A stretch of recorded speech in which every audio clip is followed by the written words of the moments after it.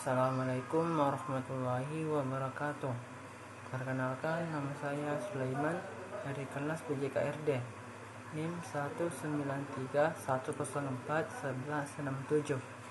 Di sini saya akan mempresentasikan. Di sini saya akan membuat video pembelajaran mengenai motivasi dalam olahraga. Pengertian motivasi dalam olahraga itu definisi motivasi adalah sebuah dorongan atau alasan yang mendasari semangat dalam melakukan sesuatu. Motivasi dalam olahraga adalah hal-hal yang menimbulkan suatu dorongan. Pemberian motivasi ini diharapkan setiap individu karyawan mau bekerja keras dan antusias untuk mencapai prestasi kerja yang tinggi.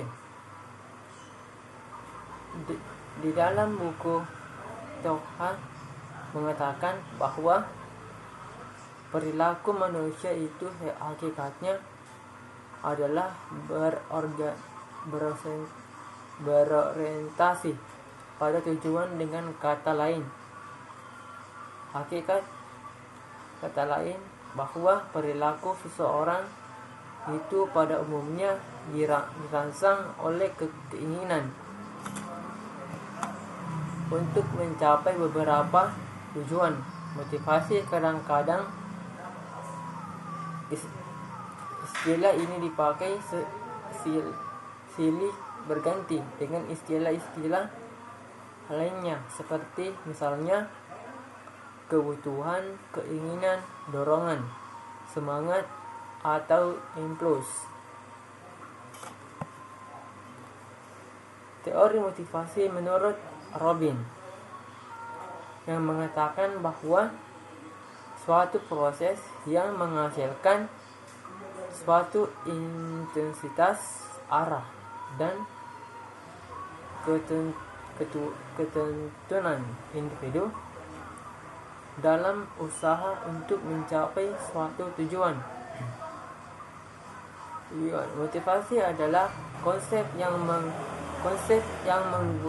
menguraikan tentang kekuatan yang ada di dalam diri setiap individu untuk memulai dan mengarahkan perilaku.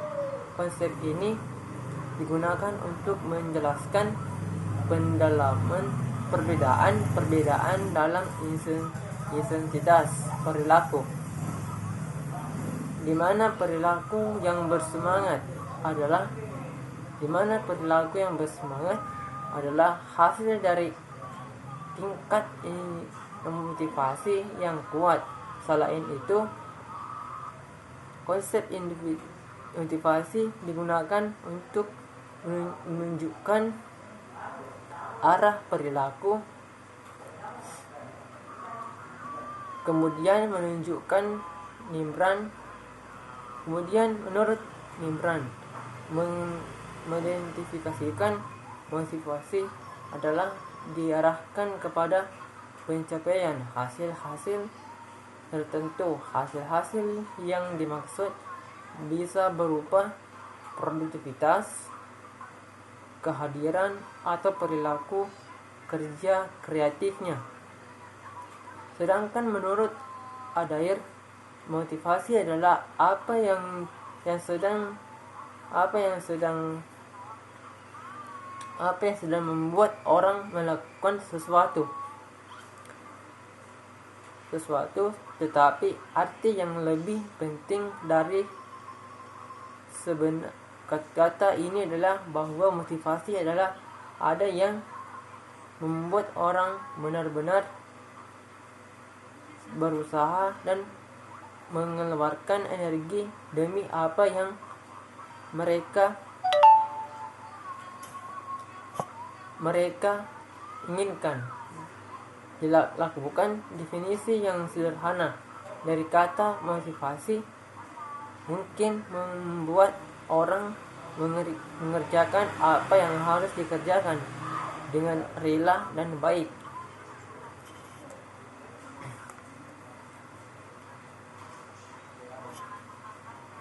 Teori motivasi.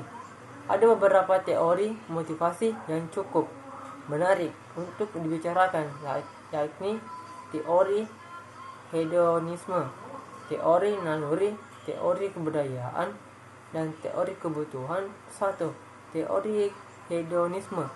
Teori ini mengatakan bahwa pada hakikatnya manusia akan lebih aktivitas yang menyebabkannya merasa gembira dan senang. Begitu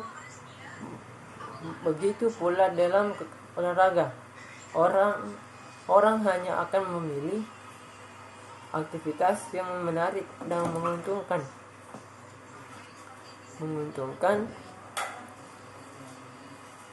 bagi dirinya, dan akan mengesampingkan yang tidak menarik. Akan sebab itu, pelatih harus mempersiapkan dan membantu setiap atlet untuk memperbesar apa yang memberi nilai tambah yang dicarinya pada saat itu dan memperkecil tambah dan dicarinya. Memperkecil apa saja yang dapat menumbuhkan ketidaksenangan dalam aktivitas itu.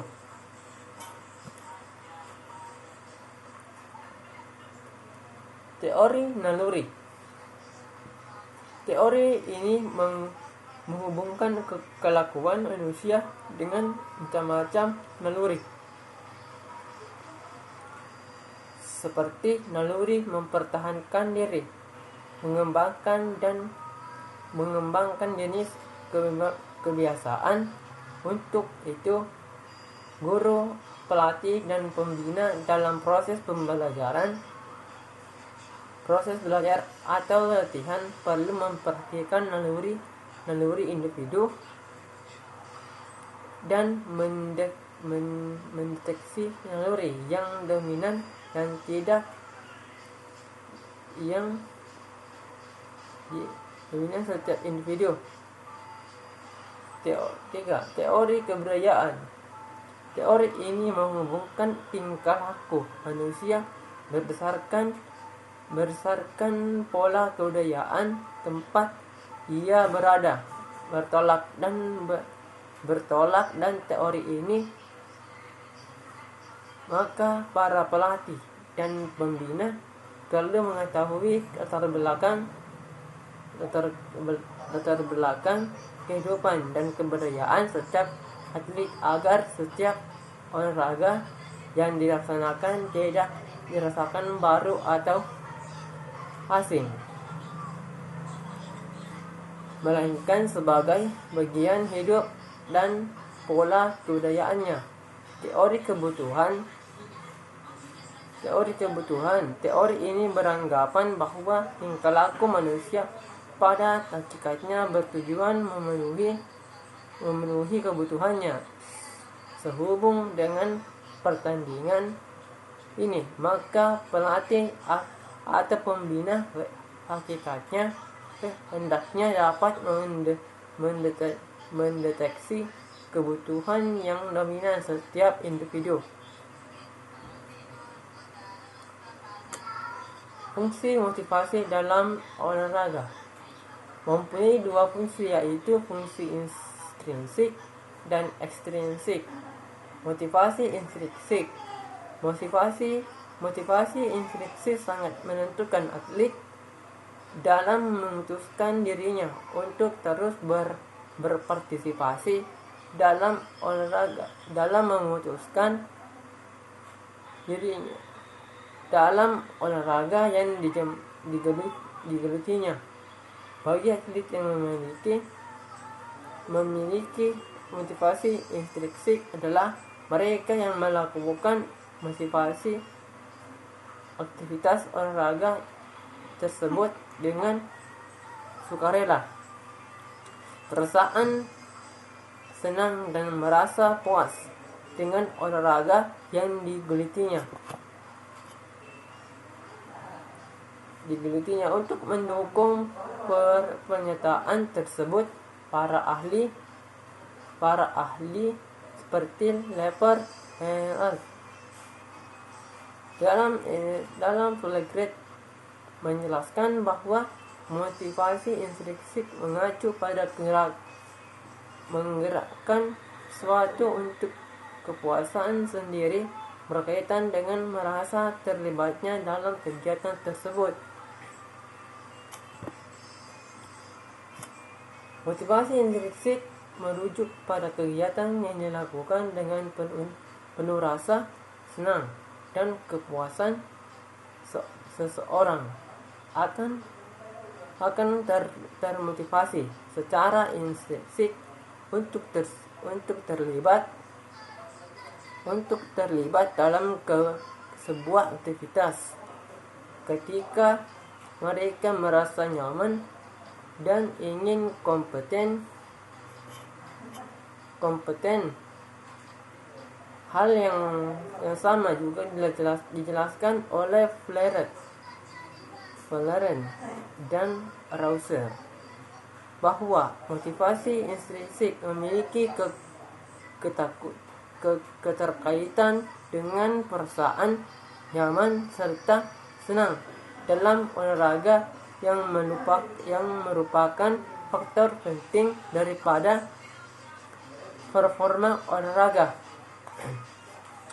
Hasil penelitian menunjukkan bahwa atlet yang memiliki motivasi intrinsik dan self-determinasi selalu memiliki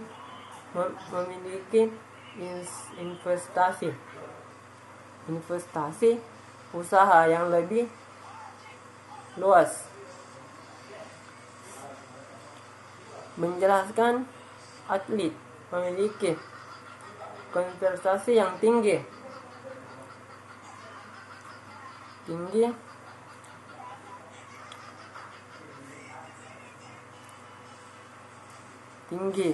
menjelaskan atlet yang memiliki motivasi intrinsik penampilannya lebih baik daripada atlet yang tidak memiliki slip. Penampilan ini lebih baik daripada dominasi. Hasil penelitian tersebut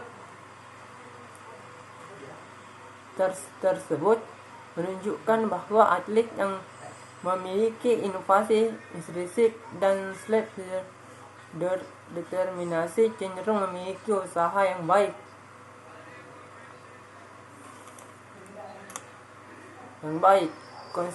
Konsentrasi yang tinggi penampilannya lebih baik dibandingkan dengan atlet yang tidak memiliki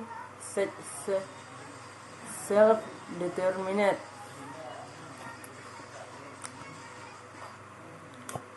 Motivasi ekstrinsik. Motivasi intrinsik sangatlah berbanding terbalik dengan motivasi intrinsik, yaitu inovasi. Motivasi yang intrinsik merupakan motivasi yang timbul karena adanya faktor yang mempengaruhi dari luar diri seseorang atlet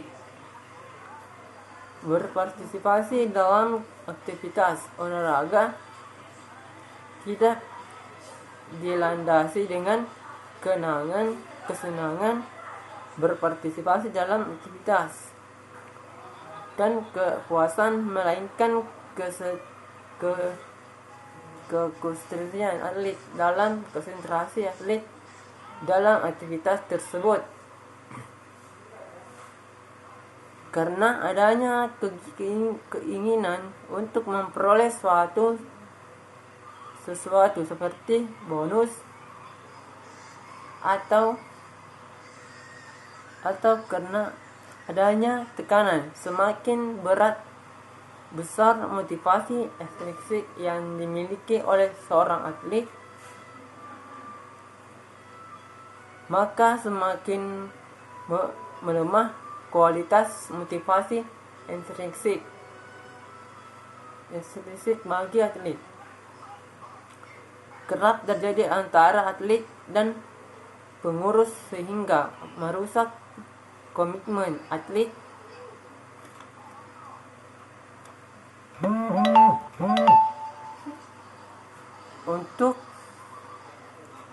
untuk mendukung persyaratan tersebut. Para ahli seperti Livy, Ansel, antisipasi dan faktor eksternal seperti uang atau terapi. Motivasi intrinsik merupakan keinginan untuk menampilkan suatu aktivitas karena adanya pegangan dari luar dirinya. Dengan demikian, motivasi intrinsik akan berfungsi manakala akan rangsangan dari luar dari seseorang. Misalnya seseorang terdorong untuk berusaha atau berpartisipasi sebaik-baiknya disebabkan karena menarik hadiah yang dijanjikan, perawatan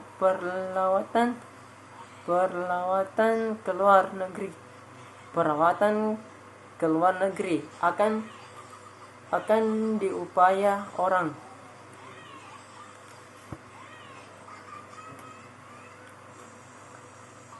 Dijanjikan menjadi berita koran dan TV dari ingin mendapatkan status di masyarakat.